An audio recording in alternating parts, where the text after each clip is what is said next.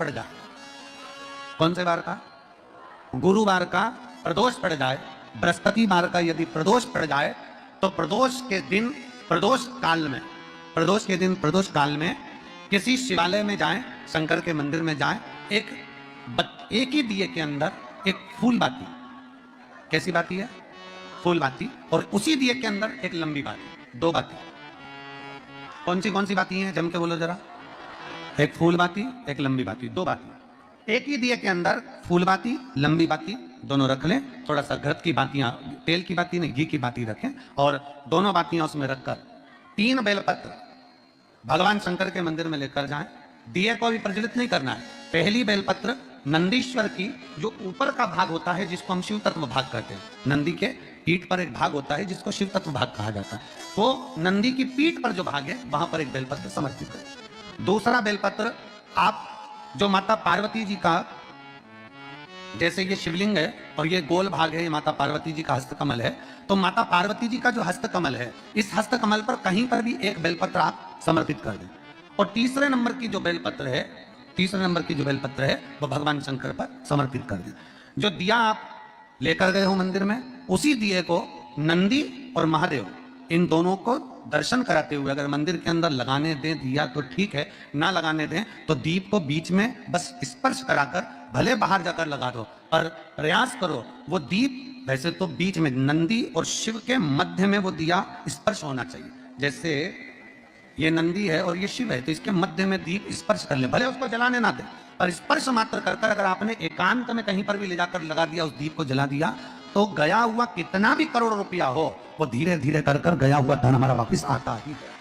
कोई खाकर भी बैठ गया तो देगा जरूर, वो धन आएगा जरूर, कैसे भी आएगा, पर अपनी संपदा वापस। शिव तत्व की प्राप्ति आप दिल से जब बाबा से कहेंगे, अपने मन से जब भगवान को प्रार्थना करेंगे, अपने हृदय से जब शिव को पुकारेंगे, क्यों ना मिलेगा? गया हुआ धन केवल चौखट पर स्पर्श मात्र करा था पारो के पुत्र ने, और स्पर्श मात्र करने से उसका पूरा की पूरा किस्मत बाबा ने बदल दिया, उसका भाग्य बदल। एक दिन शाम का समय, प्रदोष का दिन, प्रदोष का दिन, प्रदोष काल, शाम का समय, भगवान देवाधिदेव महादेव मां जगतजननी पार्वती जी के साथ में भ्रमण करने।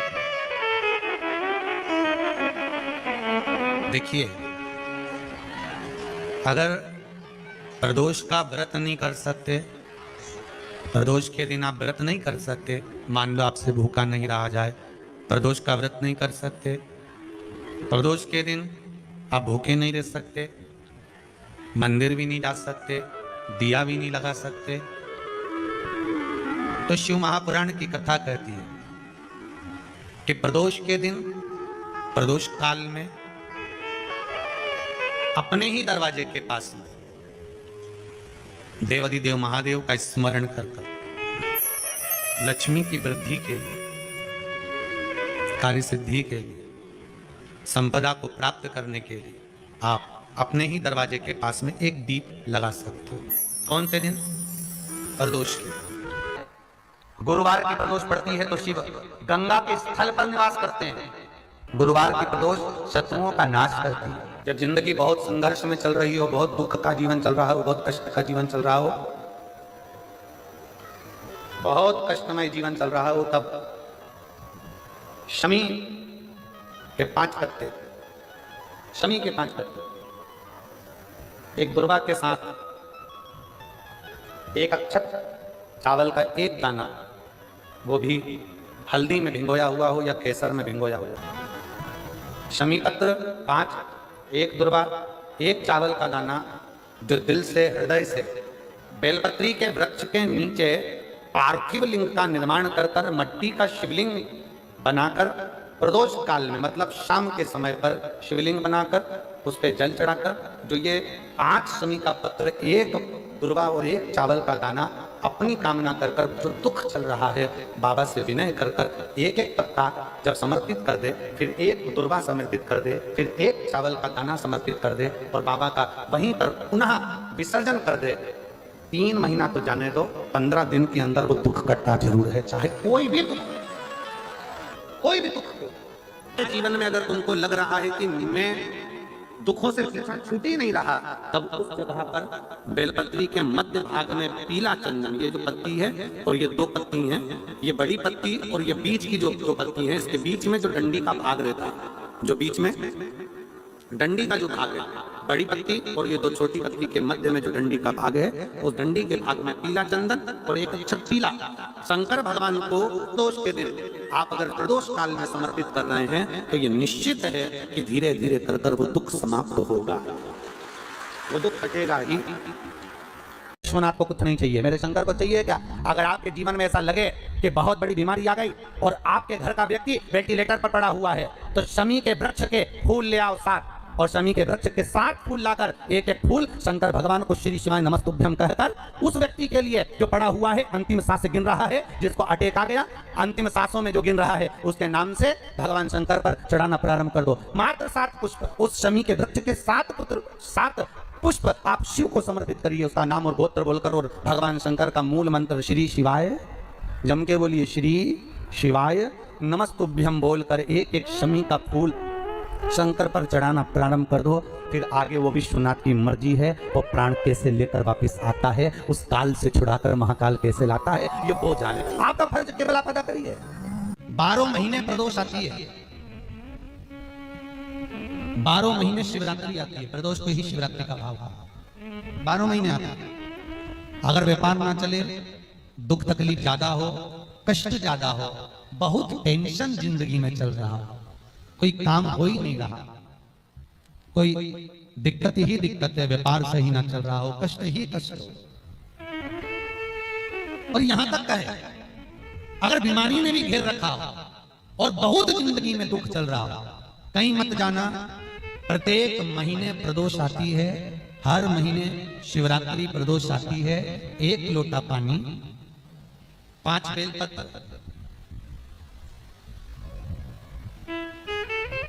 5 बेलपत्र, 1 शमी पत्र, 1 शमी पत्र, 5 बेलपत्र तांबे के लोटे में जल में डाल लीजिए, 7 तने अक्षत के आके अक्षत से डाल लीजिए। और प्रदोष काल में, प्रदोष काल जो शाम का समय होता है, प्रदोष काल में भगवान शंकर के मंदिर जाकर पांव में चप्पल पहनकर ना जाइए, घर में घी का दिया लगाकर कलश लेकर शिव के मंदिर में चले जाइए। शिव मंदिर में दिया नहीं लगाना है, आपको केवल घर में दिया लगाकर जाना है। और शंकर जी के मंदिर में वो ऐसा कैसा ही पानी पूरा उंडेल कर डालकर शिवलिंग पर आ जाइए, झोली पसार कर प्रणाम करिए, शंकर की देहली पर 2 मिनट बैठकर ओम नमः शिवाय का स्मरण कर लीजिए। ओम नमः शिवाय भी आपको बोलना बताया था कि सौभाग्यवती नारी स्त्री नमः शिवाय ओम बोले और पुरुष ओम नमः शिवाय। अगर पति और पत्नी दोनों बैठकर जाप कर रहे हैं तो दोनों ओम नमः शिवाय बोल सकते हैं, और नारी अगर अकेले बैठकर स्मरण कर रही है तो नमः शिवाय ओम। आप जब नमः शिवाय ओम बोलना चालू करेंगे तो ओम अपने आप आगे आ जाएगा, बोल कर देखिए, नमः शिवाय ओम नमः शिवाय ओम नमः शिवाय ओम नमः शिवाय ओम नमः शिवाय, नमः शिवाय से चालू करा, ओम अपने आप आगे आ जाएगा। और पुरुष जब जब जाप करे ओम नमः शिवाय, पति पत्नी दोनों बैठकर जाप कर रहे हैं तो ओम नमः शिवाय बोल सकते हैं। केवल स्त्री जाप कर रही है तो नमः शिवाय ओम नमः शिवाय ओम नमः शिवाय ओम नमः शिवाय ओम नमः शिवाय, ओम अपने आप आएगा। 5 बार, 3 बार, 7 बार कुछ देर शिव के मंदिर में प्रदोष काल में, प्रदोष के समय पर, प्रदोष के दिन बैठकर शिव नाम का जाप करें। जल का पात्र वापस घर में ले आए और बड़े प्रेम से अगले महीने फिर प्रदोष के दिन, फिर प्रदोष काल में शिव के द्वारे जाना, फिर विनती करें, कहीं मत जाना, केवल शंकर की शरण में जाना, उससे कहना, उससे निवेदन करना। मुझे विश्वास है मेरे शंभू पर। स्कंद पुराण कहती है, शिव महापुराण कहती है, अगर आपने 2 या 3 या 4 प्रदोष ही कर लिए तो मेरा महाकाल बाबा आपकी झोली तो भर ही देगा। 2, 3, 4 बस बहुत, पूरे साल की तो आप करना, छोड़ना मत। अगर बाबा दे नहीं दे तो पूरा साल तो करना ही करना, बीच में नहीं छोड़ना। कई बार स्त्रियां सोचती हैं कि बीच में रजस वाला धर्म जाता है तो हम नहीं जा सकते, तो घर का कोई व्यक्ति पर करना पूरे महीने की, मतलब हर महीने में एक बार कैलेंडर में जाके निशान लगा लो, लिखा हुआ रहता है प्रदोष, निशान लगा लो कि इस दिन मुझे जाना है शिव मंदिर, नमन करना है, अपनी दिल की बात बाबा भोलेनाथ से कहना, अपने मन का बात मुझे शिव से कहना, बस विचार कर लिया। और मैं निवेदन करूंगा जितने लोग जल चढ़ाएंगे और दिल से अगर आपने मांगा है तो बाबा आपको इतना धन तो जरूर देगा कि एक बार शिव महापुराण आप भी कराएंगे, ये पक्का। उसका जो नियम बताया है, शंकर का अनुमोदन जो बताया है, वो कर सकते। शिव का स्मरण, शंकर का से हारो ना। थोड़ी तकलीफों में अगर गिर जाओ, तकलीफें आ जाए, कष्ट आ जाए, तकलीफें जिस दिन तुम्हारे भीतर बहुत ज्यादा मात्रा में आ जाए, उस दिन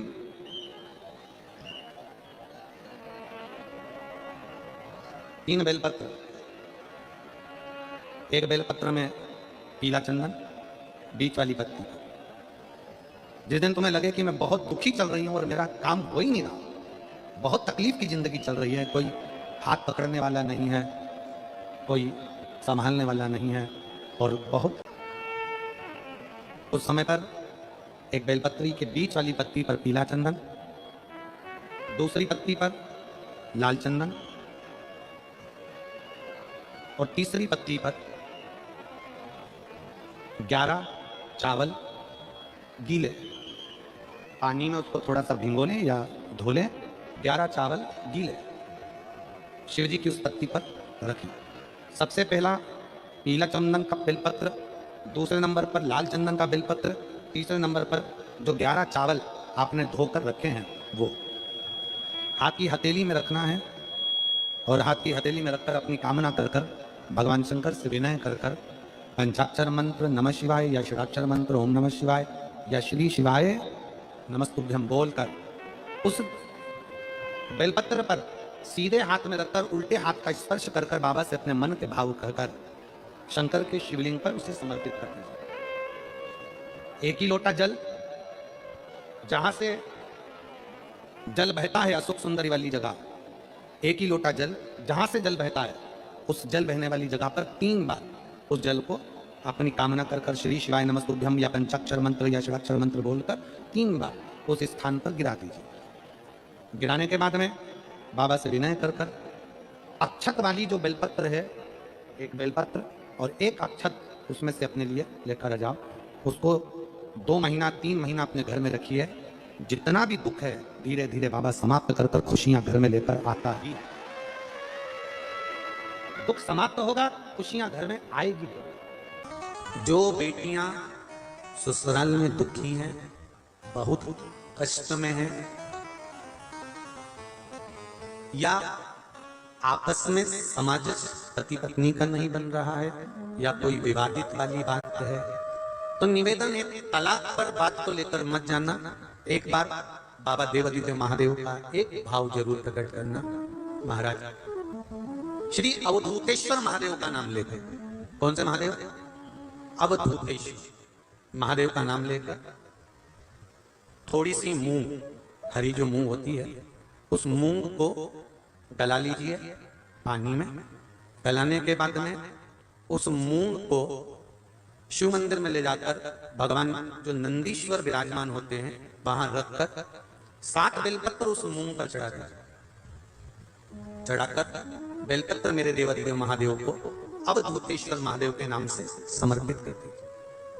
वो मूंग उठाकर गौशाला में या आपके रोड पर कोई नंदी दिख जाए या गौशाला में कोई नंदीश्वर हो तो उस नंदी को वो मूंग खिला दीजिए थोड़ी सी। 3 या 4 प्रदोष करोगे, तलाक तक बात नहीं पहुंचेगी, आपस में प्रेम बढ़ जाएगा, बेटी को सम्मान मिलना प्रारंभ हो जाएगा और टेंशन समाप्त हो जाएगा। परिवार नहीं प्रिय है पुष्प में आक का पुष्प, जो आंकड़े का पुष्प होता है, शंकर को बड़ा प्रिय है। और दूसरे नंबर पर शंकर को प्रिय है शमी का पुष्प, बहुत ध्यान देना महाराज। तीसरे नंबर पर शंकर को प्रिय है महाराज सरसों का पुष्प। सरसों होती है ना, जो राई अपन बोते हैं, सरसों बोते हैं, उसमें पीले कलर का जो पुष्प लगता है। हमारा तो निवेदन रहता है जब तक सरसों आए तो प्रयास करा करो कि सरसों के 108 पुष्प शंकर भगवान पर चढ़ाना प्रारंभ कर दो। महाराज ये पक्का है कि वर्ष भर कोई बड़ी बीमारी आपको घेर नहीं सकती अगर सरसों के फूल शिव को चढ़ रहे हैं तो। और प्रयास करना कि सरसों का जो पुष्प होता है, सरसों का जो फूल होता है महाराज, अगर कोई व्यक्ति को किडनी या लीवर से जुड़ी हुई कोई तकलीफ होती है या किसी व्यक्ति का एक्सीडेंट हो गया होता है और उसका कोई अंग रह गया हो, कोई शरीर का कोई भाग रह गया और वो काम नहीं कर रहा हो, जैसे किसी के पाँव रह जाते हैं एक्सीडेंट के बाद, किसी का हाथ रह जाता है, या कोई अंग काम नहीं कर रहा हो, वहाँ ब्लड पहुँच नहीं रहा हो, वो जगह एकदम सुन्न हो गई हो, खाली पड़ गई हो, तो उसके लिए शिव महापुराण की कथा कहती है कि सरसों के पुष्प 11 शंकर जी के राइट भाग में, जहाँ शिव जी के गण दरवाजे के द्वारपाल मणिभद्र जिस जगह पर निवास करते हैं, कौन निवास करते हैं? मणिभद्र। शंकर जी के दरवाजे के द्वारपाल हैं मणिभद्र जी, तो मणिभद्र दरवाजे के द्वारपाल में राइट भाग में मणिभद्र जी विराजते हैं। मतलब राइट भाग कौन सा हुआ? जब आप मंदिर से बाहर निकलेंगे तो राइट भाग, मंदिर में प्रवेश करेंगे जब राइट नहीं होना चाहिए, आप मंदिर से जब जाएं तो राइट भाग।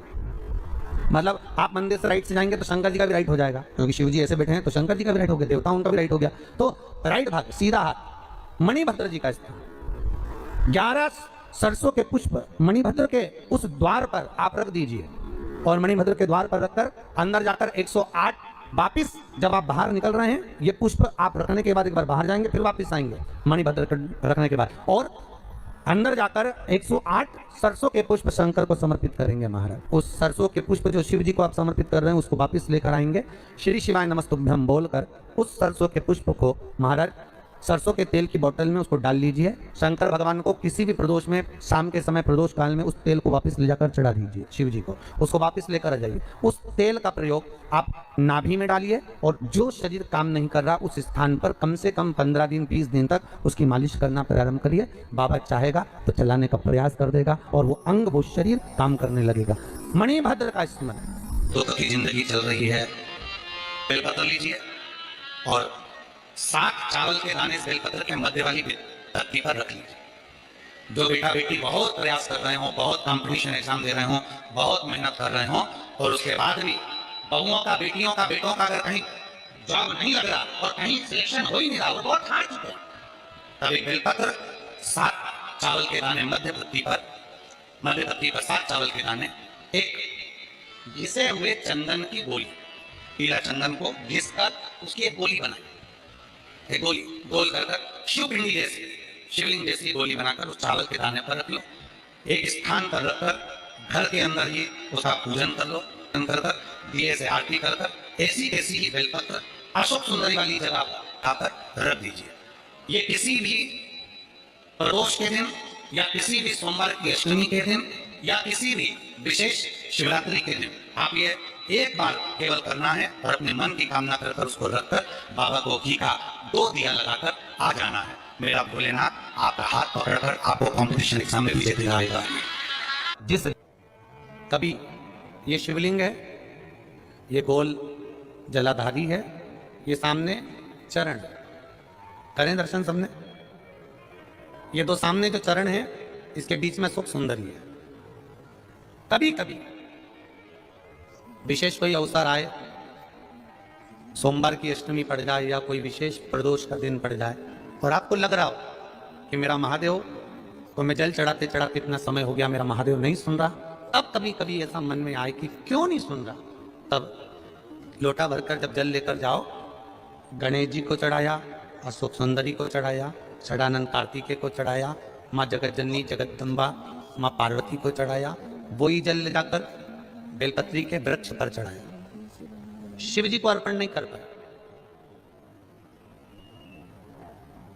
और सरल भाषा में समझ लो इसको, किसी माता को आपने देखा होगा, किसी व्यक्ति को आपने देखा होगा कि वो शिव मंदिर में जाता है, शिव जी को भले जल नहीं चढ़ाता, और शंकर भगवान के मंदिर में जाकर इतनी सफाई कर देता है, जहां शंकर भगवान का कहीं बेलपत्र वगैरह पड़ा हुआ है उसको उठाएगा, बीनेगा, फिर यहाँ से धोएगा, श्रृंगार करेगा, यहाँ से साफ करेगा, साफ करके जो पानी जा रहा है वहाँ साफ करेगा, साफ करके एकदम क्लीन करके फिर शंकर भगवान को पोंछ कर, स्नान कराकर, जल चढ़ाकर फिर उनका श्रृंगार करता रहता है। कभी कभी आपके साथ में भी ऐसा होगा, आपने भी करा होगा, ऐसा नहीं कि नहीं करा। कभी कभी सब दूर सफाई के बाद शिवलिंग की सफाई करना भूल गया, या शंकर जी के शिवलिंग पर जल चढ़ाना भूल गया, जल चढ़ाकर आ गया। अब आ तो गया, पर चिंता देवादित्य महादेव को लग गई। मेरा था, भक्त था, उपवास करता था, शिवरात्रि का व्रत करता था, पशुपति व्रत करता था, सोमवार सावन के करता था, 16 सोमवार करता था, पर आज इसको ना जाने क्या हो गया कि ये मेरे ऊपर जल ना चढ़ाकर सब दूर जल चढ़ाकर चले गया। देवाधिदेव माता पार्वती जी से कर देते हैं, सुन पार्वती, अगर कोई भूलवश भी मुझ पर जल चढ़ाना भूल जाए और तेरे हस्त कमल पर जल चढ़ा कर जाए, तो पार्वती जितना फल मैं प्रदान करूं उससे दुगना फल तुझे प्रदान करना है। यह शिव कर रहे हैं। एक लाल चंदन होता है, एक पीला चंदन होता है, दो तरह का चंदन होता है। जैसे अगर प्रयास करा करो कि लाल चंदन का पानी हम शिव जी को समर्पित करें, और लाल चंदन का पानी अगर शंकर जी को समर्पित कर रहे हो तो शिव मंदिर में चढ़ाने के बाद में थोड़ा सा पानी बचा हुआ किसी बेलपत्री के वृक्ष के नीचे समर्पित करो। किसी भी बेलपत्र के वृक्ष के नीचे लाल चंदन का पानी थोड़ा समर्पित करें। जैसे अगर बच्चों का विवाह नहीं होता है, शादी नहीं होती है, तो अपन लोग क्या करते हैं कि भाई एक बेलपत्री का जो पत्ता होता है, उस पत्ते के बीच वाली जो पत्ती होती है, उस पत्ती पर अपन केसर को घिसकर, केसर को घोलकर उस पत्ती पर अपन केसर का तिलक लगा देते हैं। और केसर का तिलक लगाकर जिसका विवाह नहीं होता, उसकी ये बीच वाली उंगली पर ये बीच वाली पत्ती को अंगूठे से टच कर उसको रख देते हैं। उसका नाम और गोत्र बोलकर उस पत्ती को शंकर भगवान पर प्रदोष के दिन शिव जी को समर्पित कर देते हैं। बस इतना याद रखें कि इस पत्ती का जो मुख है वो जलाधारी की ओर होना चाहिए। जब हम चढ़ाएं उस समय पर केसर का तिलक लगाकर अंगूठे से उसको टच कर कर नाम गोत्र बोलकर, जिसका विवाह नहीं हो रहा है, शादी नहीं हो रही है, शिव जी को उसे चढ़ा दो प्रदोष। और किसी भी शिव मंदिर में हम उसको समर्पित कर सकते, बाबा से निवेदन करिएगा, बाबा स्वीकार करेगा, और विश्वास है कि 3 महीने में बाबा उसका विवाह पक्का कर ही देगा। ये पक्का है।